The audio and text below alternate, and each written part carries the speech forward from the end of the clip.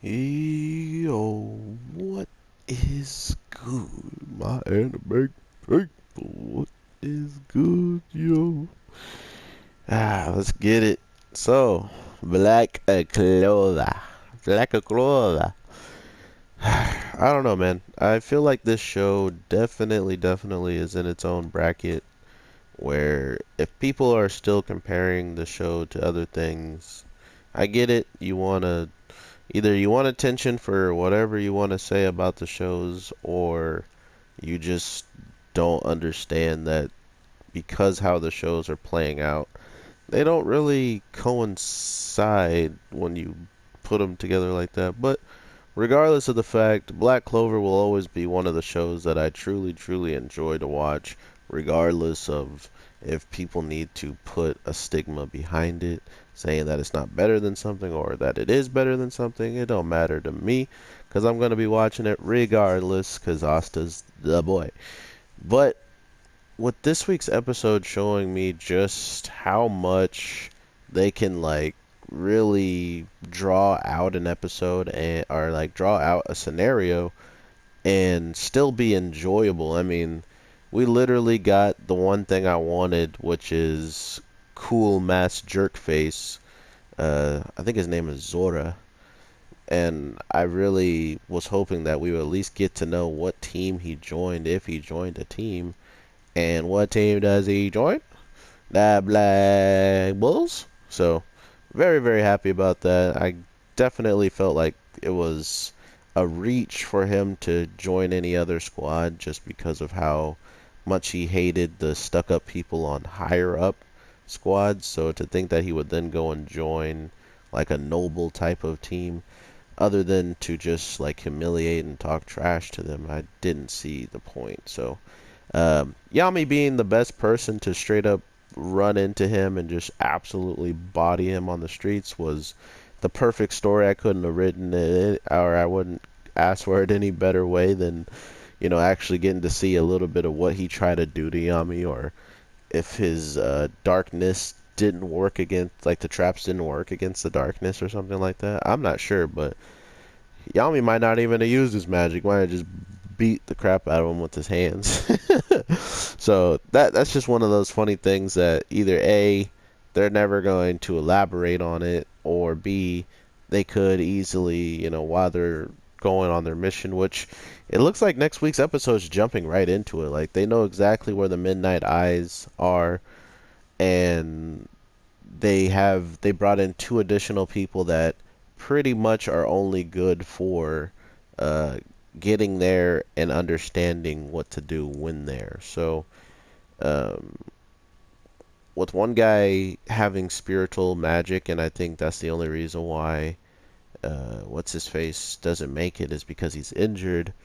The guy on the Black Bulls with his spiritual magic is because, not only is he ridiculously messed up and still recovering, um, but he also was, saved by someone with spiritual magic that opens a much bigger, like literal doorway to the place you need to go compared to his like circle, like his Rick and Morty portal, So it's really clear to me that whatever comes from Black Clover, even when they get in arguments and even when Asta sometimes gets the short end of every single stick, literally, because he gets shorter fitting robes this episode because they needed more fabric for the two people I just explained.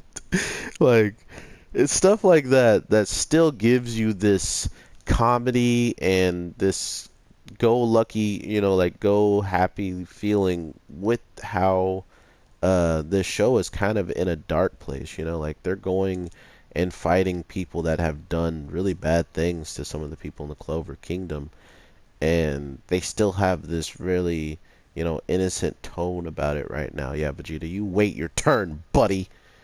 Okay, you waited, and that's fair, but this isn't fair. That's not fair.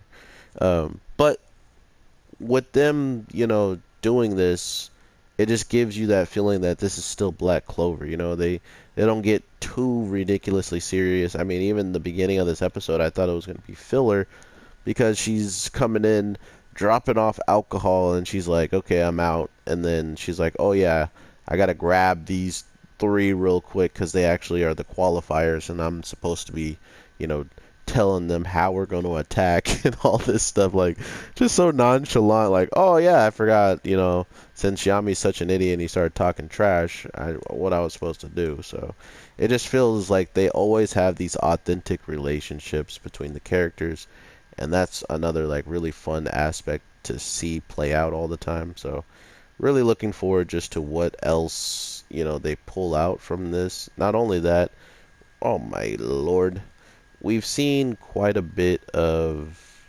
what the heck.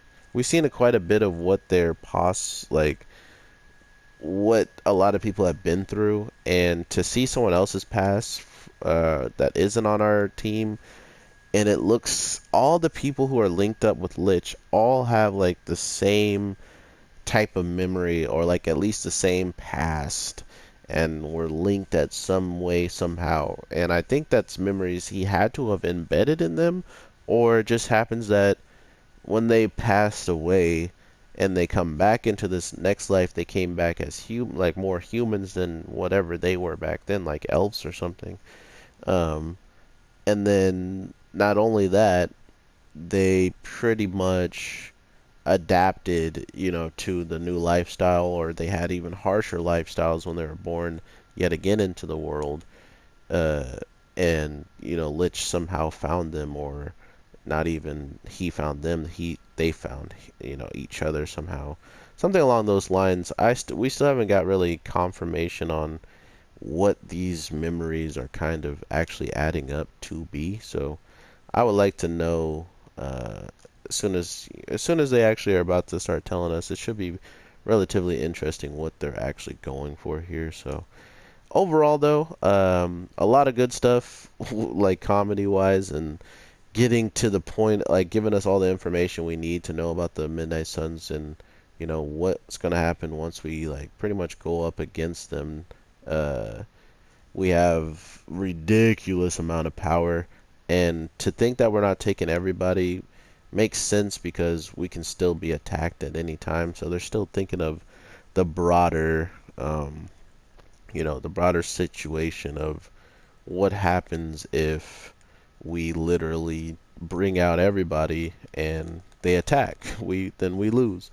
Not to mention the Midnight Suns. We heard, we saw that everybody that we pretty much went against, Asta was the one who did the final blows. But not only that, the fact that there's still that girl who showed up at the Clover Kingdom and was with the zombie guy, we haven't seen anything on her.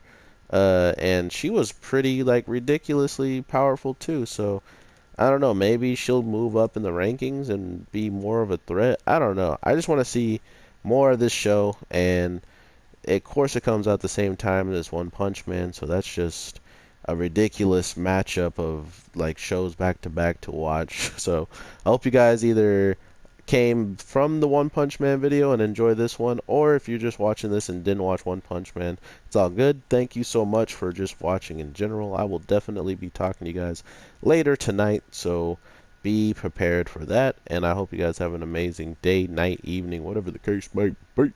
I am your boy, the Anime G, and I will definitely talk to you later.